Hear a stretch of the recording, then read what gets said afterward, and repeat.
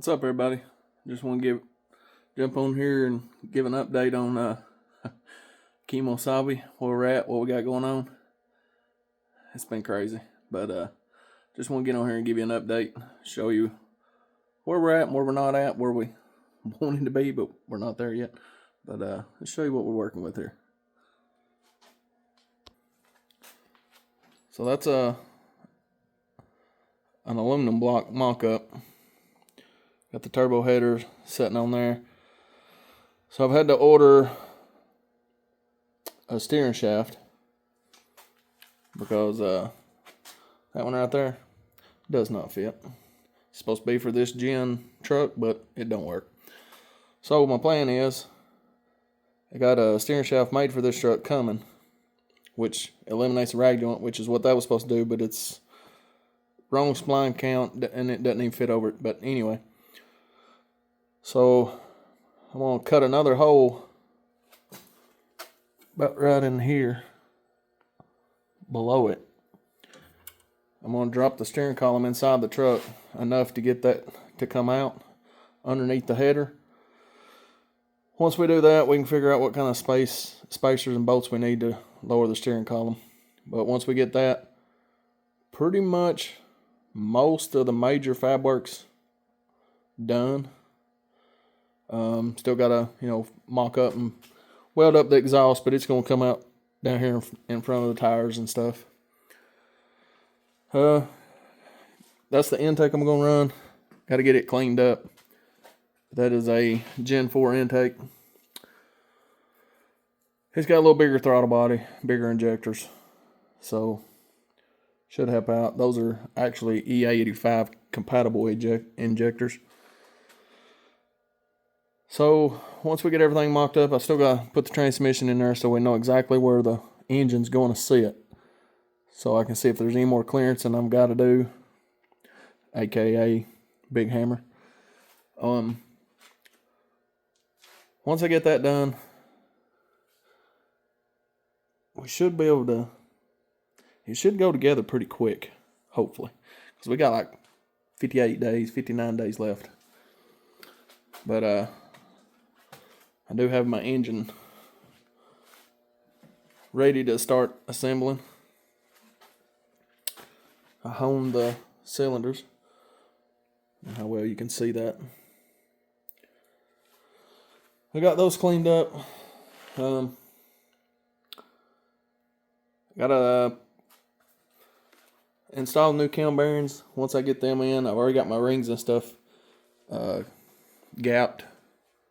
They're already gapped, ready to go. Putting it together shouldn't take too long, I don't think, because all the clearances have checked out. I still got to do, I'm going to mic the crank just to be sure that it's, nothing's actually wore real bad on it. Shouldn't be. It looks fine. It ain't got no marks or nothing in it. But when I was talking about the steering column here, I'm going to lower it down, build a bracket down here to drop it down and go through, so my steering arm clears. I shouldn't have to drop it too much, I don't think. Hopefully I don't. But I did get my tack in, and I think I showed my shifter already before, but it's already mounted where it's going. The seat's positioned, hold on. The seat's positioned about where it's going to sit. I have a piece of square tubing with a flat plate mounted on it, which will pick the seat up just a little bit in the front. And then we're going to probably weld the square tubing to the body. And then, of course, the seat will be mounted to that. And then, not sure if I'm going to run this rear end or the one out of my 92 Sonoma that's sitting under the carport. I know that one up there, anytime of course that was a V8 swap truck to begin with, but anytime I've ever got on it, done a burnout in the driveway, or anything like that, that rear end's always paused up. I don't know what gear is in it. I'm going to say it's probably a 373. I have a 456 to go in it, But we're on a time crunch. So, first race, we may just show up with whatever rear end I decide I'm going to run and let it be what it is for now. And then before the next race, I can focus on the rear end. Right now, my main goal is to show up with a running, driving truck. Because there's going to be, I think we're going to try to do like 6 races or something like that. So, but regardless, however many races we end up doing with the group, once it's all said and done, I plan on taking it a little further. If we continue doing the stuff with the group, because they've talked about doing like power adders and stuff. If we do that, of course, it's just going to grow from there. But we're getting there, slowly but surely. But as soon as I can, we'll get the transmission under there mocked up and get the cross member in it so we know exactly where everything's going to sit. That way we can get the exhaust mocked up, welded up, and ready to be installed whenever we get the other engine in. Other than that, that's pretty much where we're at. It's been something else because it seemed like nothing wanted to go right. Of course, I know you have that when you're swapping engines, whatever, But for the ones that are planning on doing this setup, I will update you more on the steering once I do that and get that figured out. But if you're going to run turbo headers on an LS and an S10, or if you're running turbo headers on pretty much anything, go ahead and plan on you're going to be relocating your coil bracket. Because no matter what you do, the wires can't go through the header and then up to the coil. No matter how you bend them, twist them, whatever, they're going to lay on the header. So I actually bought relocation brackets. I'm going to have to buy, I guess, the custom set of plug wires you can buy and build your own or whatever, cut them to length. Because the stock style plug wires will not work with this setup. But luckily, I've got another engine build going on for another truck. I can use those wires that I had previously bought for this to go on there, because originally the exhaust was going to come out, run out the back. And then we decided to go this route, so I got to get new wires. And one other thing, I don't know if it's because this truck had a 2.2 in it or what it was. No matter which oil pan you run, whether it's the truck oil pan or the elf body oil pan, because the elf body oil pan is what's on here now. Both of them, no matter what you do, you're cutting that cross member. There was no way that was going in here without cutting it. And like I said, I don't know if that's because this truck was originally a 4-cylinder truck. But regardless of whatever the reason, this particular truck, there's no getting around cutting that cross member. So I notched it about 1.5 inches toward the front of the truck and about 1 inch down. And then, of course, I had to go in there and, touch it up a little bit here and there. I may go in there and open it up a little bit more once I get this engine back out and before we put the other one in, because I'm either going to weld some gussets in there or make a plate and get them welded in. Structure-wise, I think it's fine because it's still got a lot of, structural integrity to it. But I'm going to at least maybe try to weld some gussets in it or something too, just in case, But other than that, it's really not been... I've not really run into anything I don't... Or at least I haven't yet, I should say. That I have to worry about too much, I don't think. But one thing I do know I got to do, I've got to get the adapters to go from these EV6 to EV1 plug. Because my harness I have is the EV1 plug style, where these are EV6 injectors. They're not all that expensive, so I'm just going to get a set of those and go that route. And then I got the heads cleaned up. I got to disassemble them. I'm gonna lap the valves. What else? I think that's about it. Biggest thing is, this can't. I'm trying to learn how to use a gimbal. This thing, it's been quite aggravating, to be honest with you. Getting used to it. But other than that, only other thing I've got to do, which shouldn't be too terrible, is mount my transmission cooler, which I'm gonna mount it somewhere underneath the truck since the exhaust is coming out the front. And then my fuel cell. Mounting it in the bed, shouldn't be no issue there. Just bolt it straight through. And then get the fuel lines ran. I've already got all that stuff here. And then painting the bow covers and front cover and valley cover, because I got the block painted. Getting windshield put in. I got to get a windshield put in. That one that was in it was busted. Still got to do that. And then I have window tint. I'm going to try to get that thrown on before the first race. Hopefully I can. If not, then, after the first race, I should have time to do that. And hopefully we get her together and running. And I think we're somewhere around probably around 58 days time I get this posted. So race day is June 20th. So whatever day you're watching this, you can do the math. That's how much time we got to get going on this thing. But we should make it. I'm optimistic. I have some days where I'm like, I'm over it. We're probably not going to make it. But realistically, I try to stay optimistic that it's going to be a running, driving truck at the track. Whether it holds together, I don't know. We'll see. Hopefully it does. But short of chucking a rod through the side of the block, I think we'll be okay.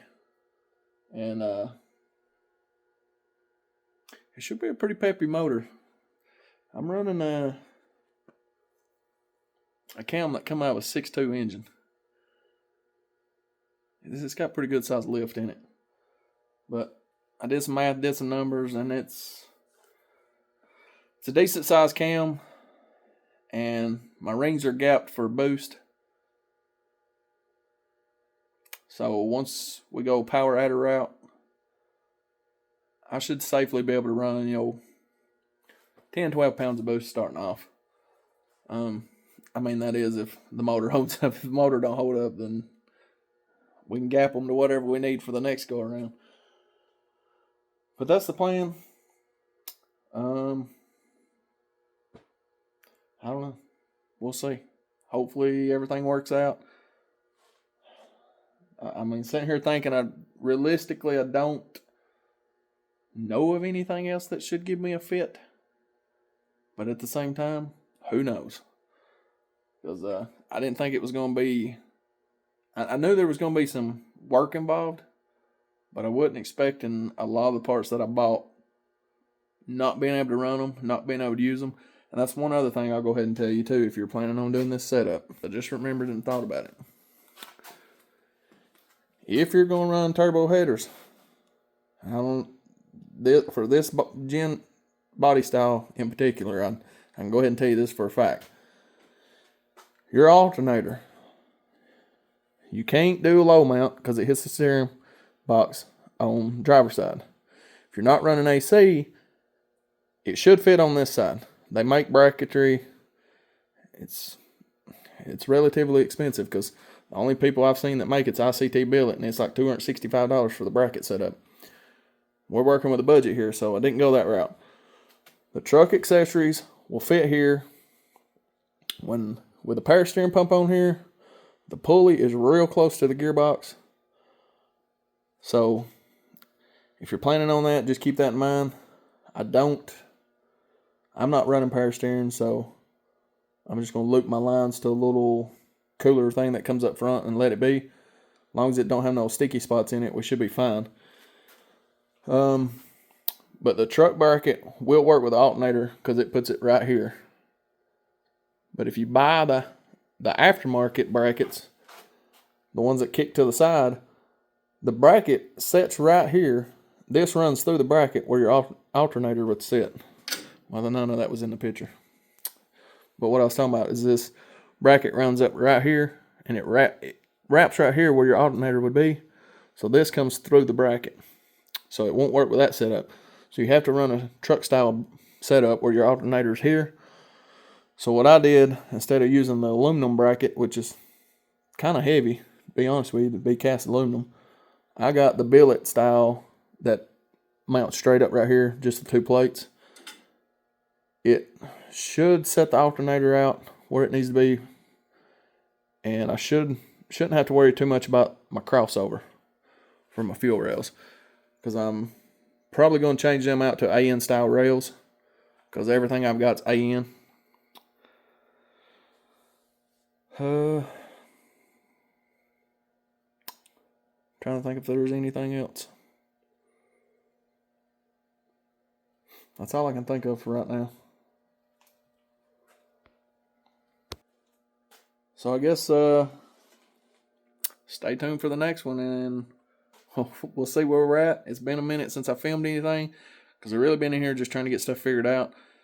And when you got so much going on like that, I forget to pick up the camera. So I finished up a few things on the engine that's sitting over there. I got the crank and stuff in it.